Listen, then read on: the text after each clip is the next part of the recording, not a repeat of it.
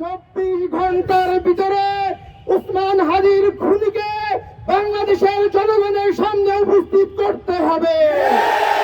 হাদির খুনিরা যেখানে আছে, যে এজেন্সির কাছে আছে অথবা দেশের বাইরেও যদি যেয়ে থাকে, সরকারের ওই দেশের সরকারের সাথে সমঝোতা করে খুনিকে আমাদের সামনে হাজির করতেই হবে। হাদির জানাজায় লক্ষ লক্ষ যে বিপ্লবী ছাত্র জনতা অংশগ্রহণ করেছে, এইটা কোনো পরিকল্পিত অংশগ্রহণ ছিল না, কোনো ওয়েল অর্গানাইজ ছিল না। প্রত্যেকটা মানুষ তার নিজের দায় এবং দরদের জায়গা থেকে হাদির জানাজায় এসেছে। আমরা শহীদ পরিবার এবং ইনকিলাব মঞ্চের পক্ষ থেকে এই বাংলার আপামর জনসাধারণকে যদি আবার রাস্তায় নেমে আসতে বলি, আপনারা এই জনস্রোত রক্ষা করতে পারবেন না। সরকারকে স্পষ্ট করে বলে দিতে চাই, হাদির খুনিরা যেখানে আছে, যে এজেন্সির কাছে আছে অথবা দেশের বাইরেও যদি যেয়ে থাকে, সরকারের ওই দেশের সরকারের সাথে সমঝোতা করে খুনিকে আমাদের সামনে হাজির করতেই হবে।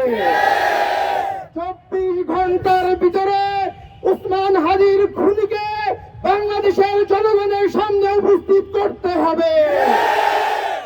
বিপ্লবী ছাত্র জনতা, যদি 24 ঘন্টার ভিতরে খুনিকে আমাদের সামনে উপস্থাপন না করে, পরবর্তী প্রোগ্রামের জন্য আপনারা শপথ গ্রহণ করুন।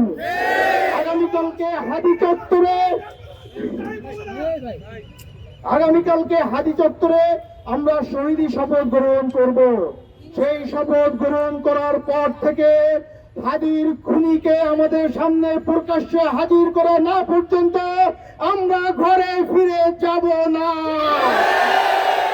কোন ধরনের এজেন্সি দিয়ে আমাদেরকে থামাতে পারবেন না।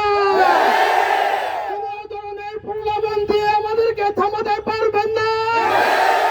আমরা শহীদ উসমান হাদির উত্তরসূরি, আমরা তিতুমিরের উত্তরসূরি।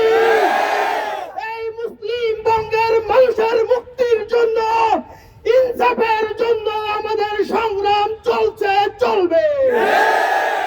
প্রিয় সংগ্রামী জনতা, আগামীকাল বিকাল 3টায় হাদি চত্বরে আপনাদের সকলকে শহীদি শপথে অংশগ্রহণের আহ্বান জানিয়ে দেশের নাম্বার 1 ট্রেডিং অ্যাপ নিফটি ফার্স্টে পাচ্ছেন ট্রেডিং এর সব সুবিধা, dual exchange access, company analysis, portfolio তৈরি করা সহ আরও অনেক ইউনিক ফিচারের সাথে ট্রেড করতে ডাউনলোড করুন এক্ষুনি।